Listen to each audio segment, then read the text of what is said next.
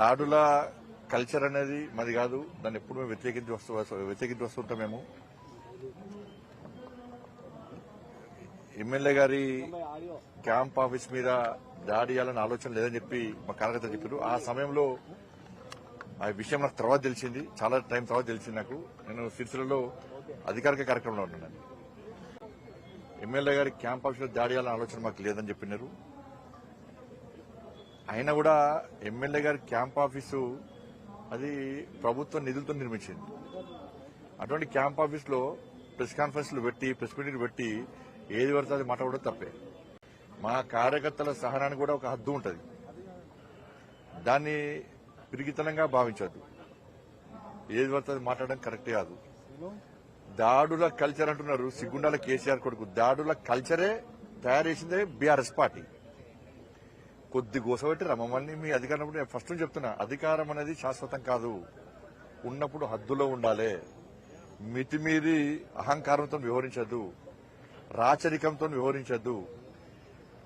కేసీఆర్ కొడుకు సిరిసిల్ల పోతే BJP ABVP కార్యకర్తలను హౌతర్స్ చేస్తుండే. మొత్తం ఎట్లా అంటే ఒక రజాకర్ల పాలనకనే, ఒక చెప్పులు నెత్తి మీద పెట్టుకుని పోవడం తప్ప ఒక్కరి తప్ప మీట అన్నీగా. మీ రాచరిక పాలన తెలంగాణ ఎట్లుండే?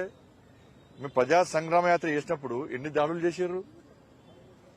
రాత్రిపూట పొలాలకెళ్లి కట్టవుతులతో కొట్టిరు మమ్మల్ని. ఒక్కరోజు 18 వాహనాలు ధ్వంసం చేశారు. 6 కార్యకర్తలు 7 ఇంజరీస్ అయినాయి. మా కార్యకర్తలకు 3 కార్యకర్తలకు కాళ్లు విరిగినాయి. అనేక మంది కార్యకర్తలకు ఎత్తుకపోయారు. టోల్ గేట్ దగ్గర మహిళా కార్యకర్తలు ఎత్తుకపోయి కొట్టారు మీ వాళ్ళు. ఇది మర్చిపోతామైంది. కానీ దానికి ప్రతీకారం తీసుకుంటలే మేము. కానీ ఇవాళ మీరు ఏదో అన్నారు. అప్పుడు మేము ఎమ్మెల్యేను ఉష్కో అన్నగా మీ ఎమ్మెల్యేను మా మీదకి మా కార్యకర్తలు దమ్మని తెలిసింది. అది ఇవాళ దాన్ని మేము సమర్థిస్తలేము. కానీ దాని సహనానికి ఒక హద్దు ఉంటుంది. మా వాళ్ళ సహనానికి కూడా ఏది పడుతుంది మాట్లాడము, ఏది పడుతుంది వాగడము, ఇష్టానుసారంగా మాట్లాడము. ఇవాళ నీతివంతులు లెక్క ఇక స్టేట్మెంట్లు దాడులు మామూలు చేసినప్పుడు ఏడమేరు తలకాల రోడ్డు అమ్మాయి కార్యకర్తలది. మహిళా కార్యకర్తలను కొట్టిరు. సిగ్గుండాలకు కొంచెమన్నా. ఇంకా రైతులకు కళ్ళాలకు పోతుంటే కోడూరు మొత్తం రైతులు తలిగిన దెబ్బలు కళ్ళాలకు పోతుంటే రైతులు తలకాయలు వలిగినాయి. ఆ రోజు కొంచెమన్నా సిగ్గుండాలి అలా మాట్లాడుతున్నారు. మీరు ఉన్నప్పుడు ఏం చేశారు? కాబట్టి నేను మా కార్యకర్తలు కూడా చెప్తున్నా, అందరూ ప్రశాంతంగా ఉండాలి.